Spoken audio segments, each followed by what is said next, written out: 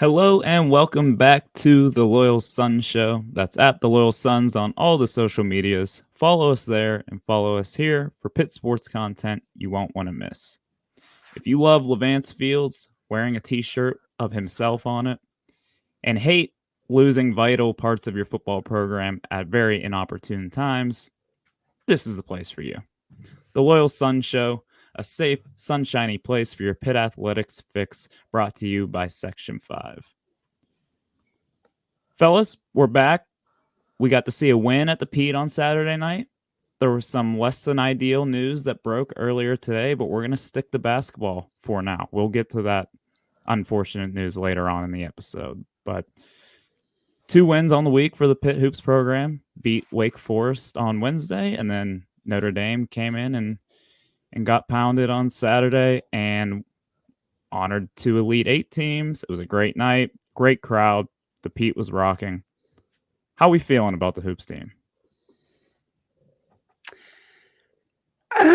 Yeah, optimistic, but also trying to fight that optimism a little bit. At the end of the day, we went 2-0 on the week, keeping our hopes alive for the tournament. But if you think about it a little bit harder than that, you could say, well, they played pretty terribly in the first half of each of those games and have some tougher opponents coming up. So somewhere in the middle there, I think David said it best. We're aware of the good that could come, but we don't want to get hurt, so we're not. We're firmly in eyeballs emoji, but guarding yourself a little bit territory. That's fair enough. I think Pitt has done exactly what we asked for them to do about a month ago on this show, is just try to keep this season interesting, keep us intrigued, at least have a chance. And I think ultimately the goal is you want to get into the tournament, want to be a player in March. Pitt probably still an outside shot at that. Pretty outside, probably a bit of a stretch right now, especially with the disrespect we've seen towards ACC teams and all the bracketology stuff coming out and net rankings, whatever it may be. Nerds. Yeah, all the nerd analytics aren't respecting the ACC. So I think it's definitely a stretch, but I'm ready to get hurt again. I'm talking myself into. Yeah. I mean, what's the point if you don't convince yourself that your team's going to win out and sneak their way into the tournament? What's the point of being a sports fan? So I got a couple questions because I'm hoping you guys can educate me a little bit. So for starters, we are currently 68 in Ken Palm, which is Ken Pomeroy is one of the nerds that we always get mad at. How do we do we feel that that's fair? Or can we get mad at the bias? Because I want to do that. I don't even know how some of these rankings are formulated at this point. I know we're looking at the net rankings. We're up to 64. I see a Virginia Tech team at 13-9, about 11 spots ahead of us. And that's another ACC team. So that's not even conference bias there. So I look at that and I'm like, what are we doing here? We've got a 12-10 Xavier team at 47 in the net. St. John's, I saw them getting in. They're sitting at 13-9. I mean, I know everyone wants to say how good the Big East is, and it is a very good conference up top, but letting teams in because they win, 18, 19 games doesn't feel right. Or lose close to like top 10 teams.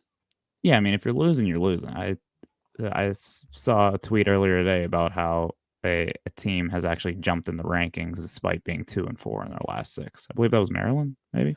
Yeah, I just pulled up that tweet. Sorry if my connection went haywire there, but I'm back to talk smack on Ken Palm.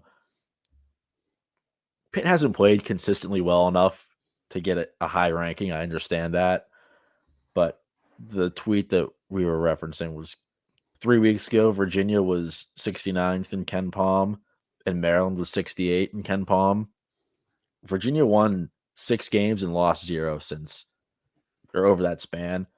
Maryland went 2-3, and Maryland is still ranked higher. So, who cares if you win games if you lose to good teams? I don't like this shift that we're in, and I'm not going to get into my spiel until later in the month because it just makes me more mad.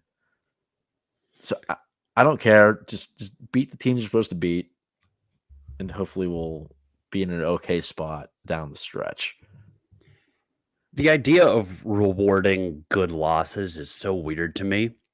And I'm deeply curious with some of these rankings. I wish that there was like a website that gave you access to the formula and you could mess around with it. And I'm sure it exists. And if you're listening and know of an existing site that I could play around with, please get all up in our DMs. But I'd be interested to know if you went like 0-20 and every loss was to like a top 20 team, where would you be? Would you be ranked high enough to make it to the tournament? I'm assuming an 0-20 team isn't making it into the tournament no matter what the circumstances are, but I just am trying to get an understanding of how highly they value these quote unquote good losses, which is an oxymoron. This is still America.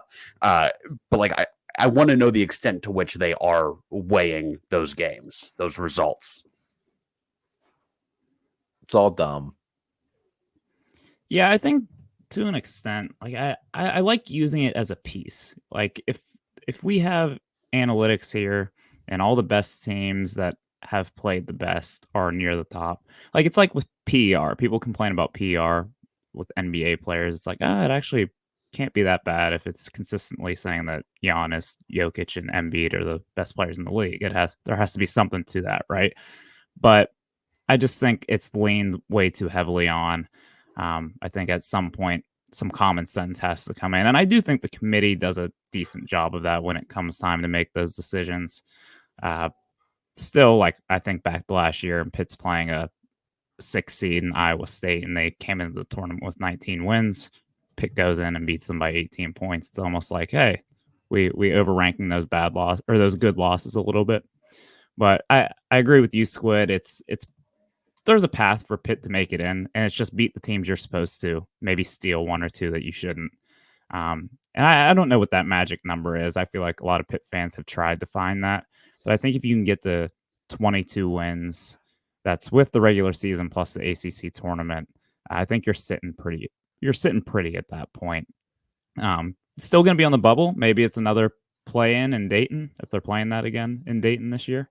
But maybe you're in the first 4. Squid, you're muted. I see you're trying to talk, but I think 22 wins puts you in an okay spot. I would be so okay with going to Dayton again. That was a blast. Just as long as we win. I know I said just beat the teams you have to beat and you'll be fine, but we're probably in the territory of you have to beat pretty much everyone minus steal a couple, minus like Virginia. You could afford a loss to them, and maybe I don't know, because everyone's in like the middle of the pack now. We already got our Duke and UNCs out of the way. So what do we have? We have 9 regular season games left. I mean, I'm thinking we have to go at least 7-2 in the regular season to give ourselves a puncher's chance going into the ACC tournament. And then you got to worry about making sure you don't have any quad 4 losses and blah, blah, blah. Basically, don't lose big and beat pretty much everybody. That's the path. Well, before we get too ahead of ourselves, I say that as if we didn't just draw a bunch of scenarios to make it into the literal NCAA tournament. But my other question is this. The team has apparently made a bit of a turnaround here. They beat Duke, and they seem to have come alive a little bit. What do you attribute that to? We were there Saturday night, all of us together to celebrate Big Lejeune's birthday. Happy birthday, Lejeune. And we got to see it firsthand. What did you guys see that you liked? What have we been doing better since that, huge momentum swinging win against Duke? I think I know what Dylan's going to say. It might be a little bit more line up and team oriented. So I'll point out one player who has been a big factor in these couple of games. That's Bub Carrington. Blake has been a steady force, but Bub picked it up. He's had some high scoring games. Georgia Tech, he was our leading scorer with 19. Miami didn't have a great game, but Wake Forest back to his old self, 24 points. Notre Dame, he had 16, but he also dealt with some foul trouble, didn't play a whole lot compared to what he usually does. So he's been making his shots, and that's big because outside of Blake, there hasn't really been a guy we can count on every single game. So the fact that he's showing flashes again is huge for the team. Yeah, I think that's probably a safe thing to say. Bub Carrington's playing well, shooting the ball well. Pitt's a much better basketball team. I mean, I think if you look back to the Syracuse game, the second Syracuse game, that was basically the game where everyone was like, okay, season's over. Good job, guys, but we'll circle up and try to figure this thing out for next year. Yeah, that was Bub's 0 for 10 game with a number of turnovers. Which is exactly what I was getting to with that, is that was the game where Bub was playing so poorly, it had basically felt like it was falling apart for him and thus the rest of the team. Then that next game, the Duke game, Jalen Lowe played big minutes for them, played very good minutes for them. And I think that insertion of Jalen Lowe into the starting lineup and playing more minutes for those three guards as a whole, doing a lot more with the occasional 3-guard lineup with Ish, Bub, and Jalen. Ish Leggett's emergence as a sixth man, the guy off the bench, he's been playing great in that role these last few games. And I feel like it has allowed Bub to flourish a little bit as more of a scorer. Doesn't have to initiate everything through him. They can try to find him and put him in spots where it's a little easier for him to score. And I think that's kind of shown that when he's in attack mode, he's looking to score. That's when he's been at his best. And quite frankly, sometimes basketball is an easy game. The games where Pitt shoots the ball well, they play well. They shot 40% from 3 on Saturday night.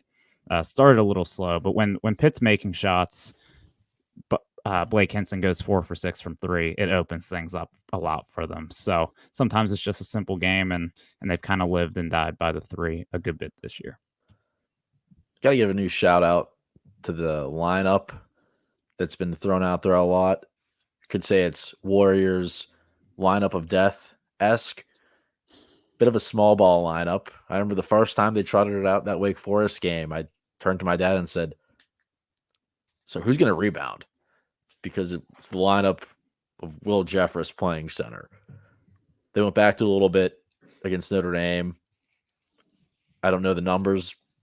They didn't light up the world like they did the game before, but it's something that it seems like Pitt's going to turn to. So hopefully that is something that can give the team a spark when needed. Yeah, I think it's a creative wrinkle too, because, and we haven't recorded a show since the Wake Forest game. I mean, that was the biggest coaching decision Jeff Capel's made this season by far, inserting Will Jeffress to take on Efton Reed. And Efton Reed was absolutely abusing Fetty for about 30 minutes of that game, basically getting whatever he wanted on offense. And then Will Jeffress comes in, he defends him, gets physical with him, and Efton Reed didn't take a shot for the rest of the game. Not only did he not score, he didn't take a field goal attempt for the rest of the 9 minutes. So didn't he have a terrible quote after the game too? Yeah. I don't know if you have it pulled up, but it was something along the lines of, it didn't really affect me when being asked about Will Jeffress's insertion into the game. Yeah, he said he handled the lineup or he handled the change accordingly. Yeah, it was just very much just terrible press conference answer for him there. But anyway, wouldn't expect nothing less. Will Jeffress, it adds a wrinkle. When he comes in, they kind of just switch everything, which weren't able to do with Guillermo or Fetty on the floor. I don't expect them to go to that all the time, but it's something that not every team at the college level can say they can do. They can switch 1 through 5. Will Jeffress, pretty unique athlete, unique defender. If he could give them really anything on the offensive end, it would just be such a huge lift. But when he comes in defensively, it gives a new dynamic on that side of the ball. And, it's something interesting to see if they continue to go here. I think back to the Miami game where Will Jeffress only played 3 minutes. I wonder if they go to that earlier, maybe let him guard Norchad O'Meara a little bit if that game doesn't turn out a little bit differently. I'll be curious to see if they put him on DJ Burns from NC State in the next game because he weighs 300 pounds. Yeah, they're going to have their hands full with him. Literally and figuratively. Should it be worrisome that we have 3 7-footers on our roster and we have to turn to Will Jeffers to play center? Or are we just not worrying about that while it's working? The latter. Okay. Yeah. That's sufficient for me, it honestly. stops working. One of these games, they're going to look really, really bad with that lineup out there. We'll and bitch when he will gets be cooked. like, all right, we had a good run. That was fun while it lasted, yeah. So, all that to be said, I know we've gone in the past a little bit here. We've looked all the way ahead to figure out how we're going to get into March, but Pitt's next 2 are huge. They've got NC State on Wednesday, and they've got 6 days off, and they go to UVA. Absolutely huge opportunities here for some quality wins. And not only quality wins, but, I mean, keeping yourself out of the loss column. We already have 8 losses. You got to keep yourself out of the loss column as much as you can. So don't want to get ahead of ourselves, one game at a time. But it starts on Wednesday night, and that's a huge one down at NC State. Any final thoughts on hoops before we have to breach the topic that we've been dreading today? Literally just win. Yeah, just win. Ball and hole, win the game.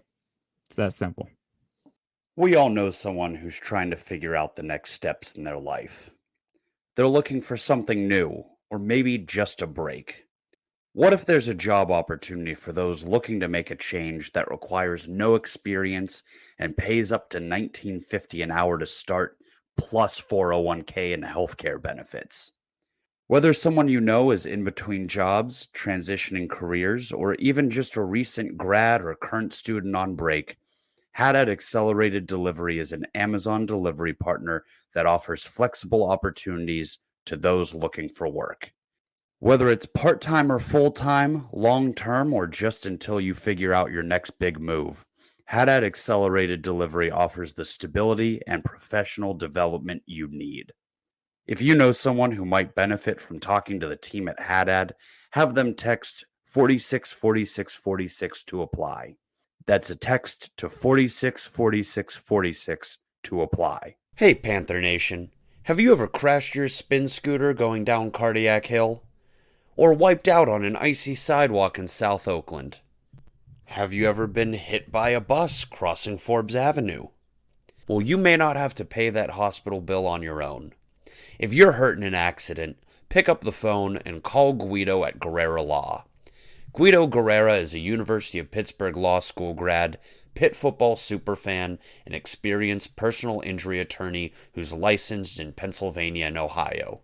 And it is 100% free to call him for consultation on your personal injury case. So the next time you get rear-ended in Oakland rush hour traffic, or if you fall down the stairs at Peters, call Guido. All joking aside, Oakland and the world can be a very dangerous place. If you need legal help, talk to Guido. He'll treat you like a fellow Pitt fan and never like a number. 412-229-7757 is the number to call. That's 412-229-7757 to call Guido. You can also contact Guerrera Law at guerreralaw.com. That's Gurrera. Call Guido today. We received some very surprising, interesting, troubling, monumental news today regarding Pat Narduzzi's coaching staff. None other than Coach P, Chuck Partridge, announced that he'll be leaving the University of Pittsburgh program to take a job with the Indianapolis Colts. Just another in the long line of college coaches fleeing, sprinting, can't get out fast enough to the NFL in this crazy world of college athletics. He gone. And despite all the assistant coaches that left this year or were terminated, this was one that we just kind of hoped he'd be here forever, and he in fact is not. So Chuck P's gone. Initial reactions, panic meter. Where do we sit? Squid. So everything, how much am I panicking about? Like everything that we're dealing with as far as the football program. Yeah, I mean, if we want to throw on the fact that Penn State is absolutely cleaning up Western Pennsylvania, they just got the linebacker Alex Tatch from Latrobe. Some other, Tyke Hayes is committed there. Am I missing one? Another Xavier one. Howard, the guy Xavier from Thomas. Central Thomas, Catholic. yeah. Yeah. So, I mean, they're just cleaning house in the Whitfield. Yeah. So that's We'll part lump of it it all too, I guess. together. The state of the program, coming off of a 3-9 season, all that. Panic meters,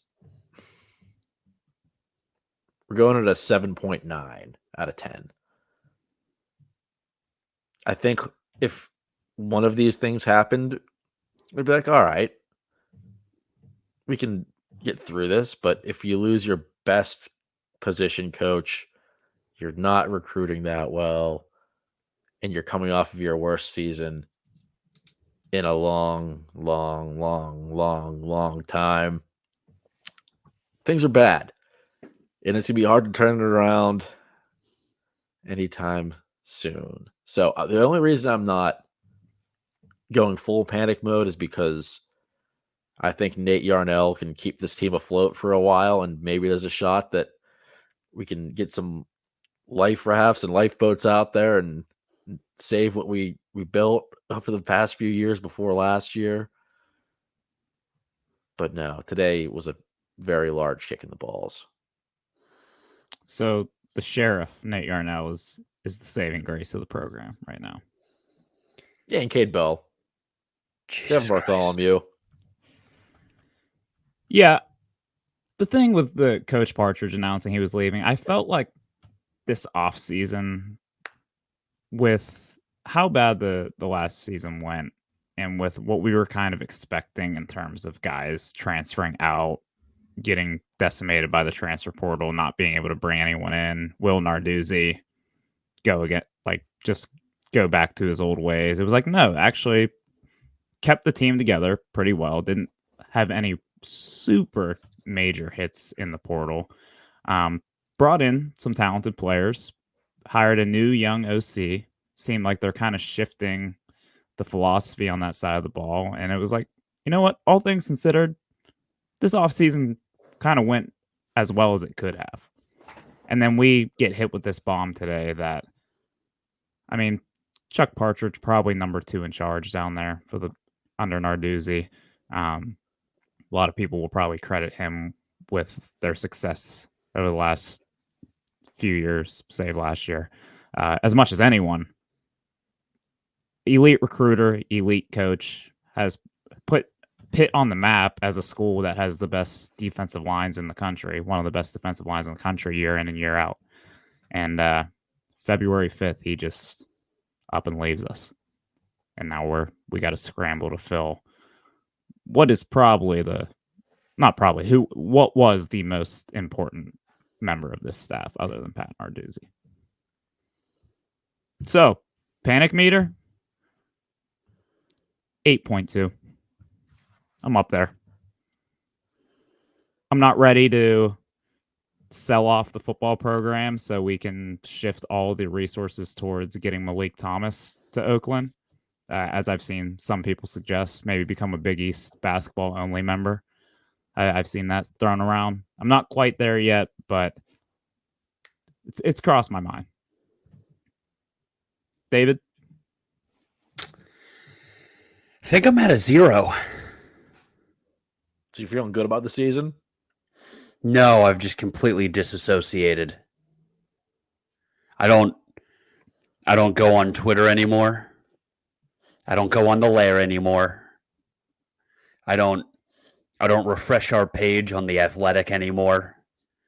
Obviously, I still co-host a Pitt Football sports podcast, so we brush up when we have to, but I think it's gotten to the point things are looking so bad right now that I can't panic, because panicking would mean that we're losing something that we have, and we kind of have nothing right now. Like you panic when you fear things are going to get worse.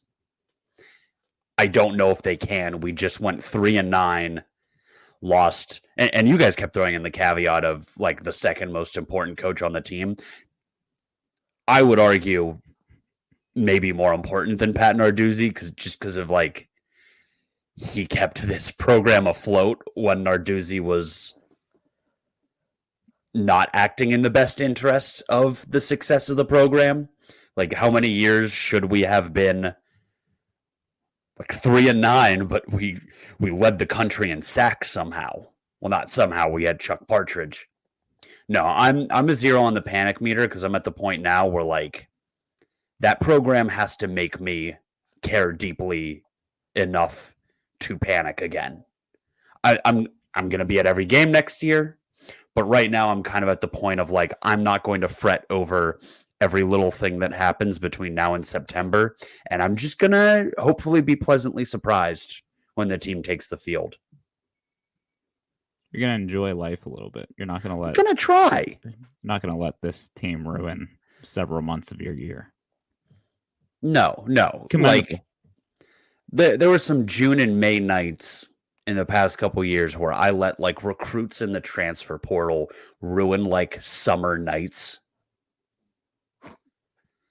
Like nights out with our buddies, or like specifically time with my family. I lost a whole night of hanging out with my godson because of Jordan Addison. Like I'm not letting that happen this summer until I do, because of what's going on with this program. But no, Well, just be good news, or maybe bad news. There's no Jordan Addison to lose. No, you're right. It's one way to look at it. What a silver lining. We don't have anyone worth getting upset over losing. No, I mean, this is a huge loss. But I guess to put a silver lining on this heap of shit, we can look back in fondness over what Chuck Partridge did for this program. I mean, what an unbelievable coach. Recruiter, tactician, leader of young men. The fact that he was around as long as he was awesome, because every year I thought we survived another Charlie Partridge off season, because every year it's like, oh, Alabama wanted him, Texas wanted him, Miami, Florida. Miami didn't want him, we were told. Yeah, whatever you believe, we survived many years of the best teams in the country coming after Charlie Partridge. He could have left, but he liked what we had going here. And eventually, Heather Lake's checkbook can't fight off the National Football League. When you tack on all the other exciting parts of being a college football coach these days, I'm sure that check would have to be even higher. So we'll think fondly of Charlie Partridge. If he left for an ACC rival, that would suck, but at least we can accept the fact that it was the NFL. It was all the other reasons, and we'll have nothing but good memories of all the great things that Partridge did. I thought it was interesting the way he worded his tweet. Maybe it's coincidence, but I liked that the last line. I'll just read the whole thing. My heart is heavy and full of gratitude for Pitt and Pittsburgh. I'm honored to have the opportunity to be a defensive line coach in the NFL. It's time, and I'm excited to go coach football. And I wonder if that's the sentiment of a lot of these college coaches leaving the college ranks. And it's just like, I would really just love nothing more than just be able to coach football. I don't want to have to recruit my position room every year in and year out to try to convince these kids not to leave. I don't want to have to deal with a certain dollar amount being handed out to each of my players through NIL. I just want to be able to coach ball. No more showing up to fundraisers and booster events. No more kissing the ring. Try driving hundreds of, and this isn't anything new recruiting, but driving miles and miles on road trips to try to convince 16-year-olds that they should come play for you. Yeah. I think it was funny. Jeff Hafley did the same thing last week, but the only difference is Jeff Hafley is just a mediocre football coach and was at like one of the worst jobs in Power 5. Like, what are you gonna do at Boston College? Yes, I'm sure all the NIL and transfer portal things were a big thing, but like you were doing terrible at Boston College. You're more than happy to get a college. Very different than Charlie Partridge. But I thought it was funny. Jeff Hafley was like, there was one day I flew to see 3 different high schoolers in 3 different parts of the country. And I just went back home and I was like, well, they might not come here. And I just spent a day in like the South, the Midwest, the West, and then back to Boston all in one day, just talking to high schoolers. It has to be so hard to motivate yourself to recruit because Especially when go ahead. No, go ahead. I was gonna say, especially when half these kids just leave after a year or two anyway, if they don't play.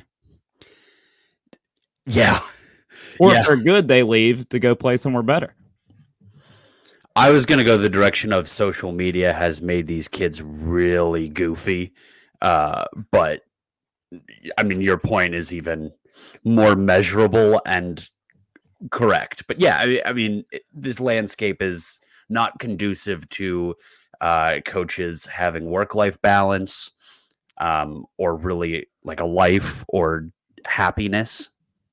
And they're not to get into like the whole thing of it, but coaches have been begging for reform on recruiting and the portal and NIL so that they can sleep at night for years. And the NCAA is not up to this point taking it seriously enough. But this is, and then this is what happens. You lose a Chuck Partridge who makes college football better because one random ACC team just year in and year out has the craziest pass rush in the country. And he goes up to the NFL where I'm sure he'll succeed, but he'll be much more of a brick in the wall than he was at the collegiate level. Right. Yeah.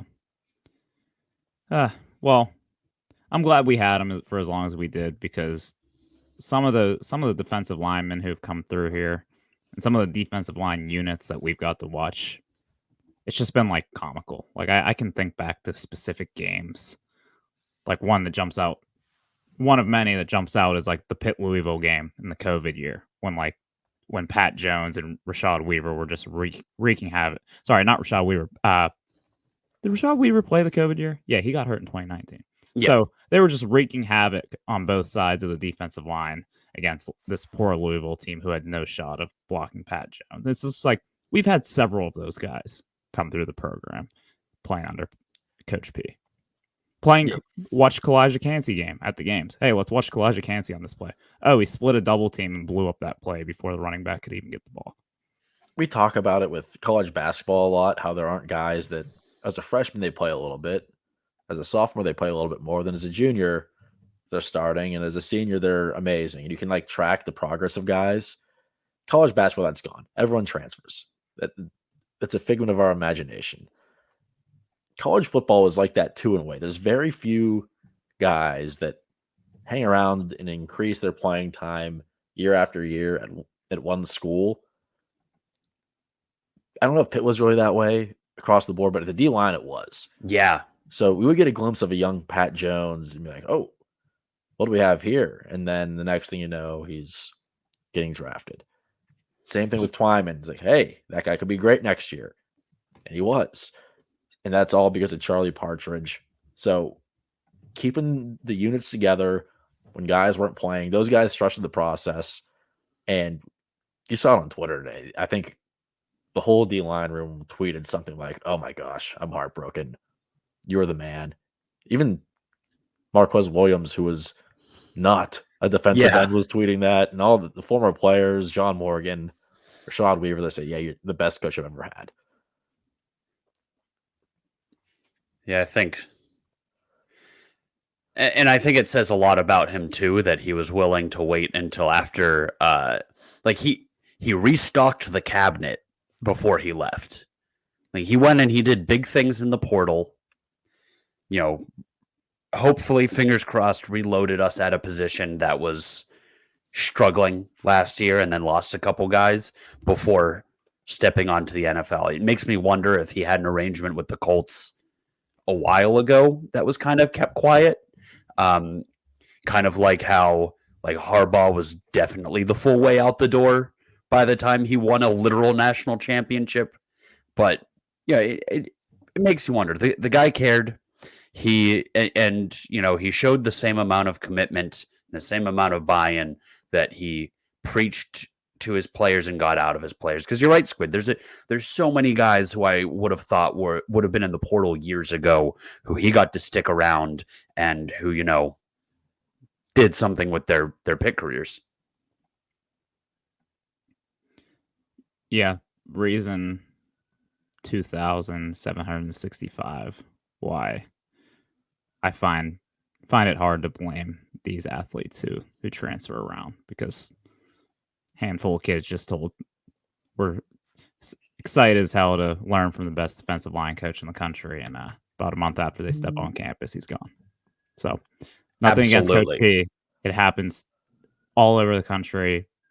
Every program has it, but just another example of like, hey, before we get on these kids who bounce around all the time, let's remember their coaches do the same exact shit and they get paid a lot of money to do it. 1,000,000%, Dylan. If you get on players for transferring, but not on coaches for hopping around and taking the next biggest check at the next biggest program, you are a bootlicker. My only complaint about Charlie Partridge leaving is that he didn't wait around long enough for Aaron Donald to retire and take over his job here at Pitt. The timing didn't work out. Aaron Donald's been too good for too long. So I don't know who's out there. I mean, it's February. Coach Deuce has his work cut out for him. I don't know if – I'm sure Charlie Partridge told him he was still looking around. So I'm sure it didn't catch Narduzzi off guard. I don't know what he has up his sleeve, who he can bring at this point. But I'm sad it isn't Aaron Donald, because I don't know who else is out there. I can't even begin to think.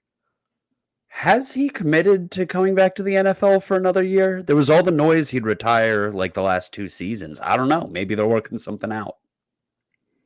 Can't imagine anything I'd want to do less if I was Aaron Donald than stop playing football and then have to go kiss ass to a bunch of high school kids. Although if there's anyone who wouldn't have to kiss anyone's ass, I think it would be him. Just walk in the living room like, do you want to play for me or not? Yeah, it'd be like you're automatically starting at the Nick Saban spot. It's like, I don't need you. You need me. It's like, oh, you want to play for Alabama? Who's their D-line coach? I don't know. I'm me. He's not me. Yeah, I mean, every single defensive tackle, like 5-star defensive tackle coming up now, has modeled their game after Aaron Donald in some capacity. I think one Dave Wannstedt is out there and available. Sign me the fuck up. Everything I said about disassociating from Pitt football goes out the window if they give this spot to Dave Wannstedt. I couldn't imagine anything funnier and more awesome than Wani just coming back and just coaching a position group. It's like, yeah, I miss Pitt. Dude, if we are just gonna be stuck like this, a 3-9 team that doesn't have a ton of financial backing, isn't like a blue blood program, just give us fan service. Give me Wani as a defensive line coach. Bring in a couple years if things don't work out with Kenny, bring him in as like a quarterbacks coach. Just give me. All right. You just said if Pitt goes 3-9 for a few more years and Kenny Pickett flames out in that time span, bring him in to coach quarterbacks. I'm not going to. Oh, yeah, we're all going to be dead if that happens. I'm not going to entertain this alternate reality. Pitt ain't going to 3-9 again. I'm not going to start talking about the Steelers and Pickett for another 6 months. We've avoided talking about Kenny for like months. Can't do it, man. I just can't. The discourse is sickening. I don't Let's want to wrap hear. this up. I don't want to hear a single thing about either of these programs until August. So, But Arthur Smith is going to save his career. Yeah. Jesus Christ. all right, we're gonna close the book on this episode in football. It's February. We've got time before we have to get worked up about this. Thanks for tuning in. Sorry we had to leave you off with a rough 60 seconds there to cap things off, but Things Yeah, spiraled. We're going to not stop there, actually. We're going to talk about Levance Fields' shirt for a second. Okay. If we upset you in the last minute of the podcast, pull up Pitt UConn, Pitt Syracuse, any of the last 300 wins of the Pete, and just watch them on YouTube and forget what we just said. I wish I, in my entire life, could do something so cool that I could wear a t-shirt of me doing that thing and people wouldn't think it was like weird and narcissistic. Like not a damn person saw that t-shirt and thought like, oh, that's weird. Everybody was like, that is the coolest thing ever. I would write a fat check to purchase it. You know how people buy things with checks still. we're assuming everyone knows. Levance Fields did wear a shirt of him hitting the game winner at MSG against Duke. Wore a shirt with that framed in the middle of it when they were being honored on Saturday night. Yeah, and everyone's immediate thought wasn't like, "Oh, are you wearing a shirt of yourself?" It was like, "Wow, that is the coolest thing I've ever seen." So yeah, I don't know where they're available, but I actually think as soon as we get off here, I'm going to see where I can buy one. We should sell them and just make thousands of dollars until we get hit with a cease and desist. We're well overdue for one of those. Oh, yeah. We've been saying we're trying to get one for about 2 years now. So, all right, let's get to work on it. Thanks for tuning in, everyone. As always, hail loyal Sun.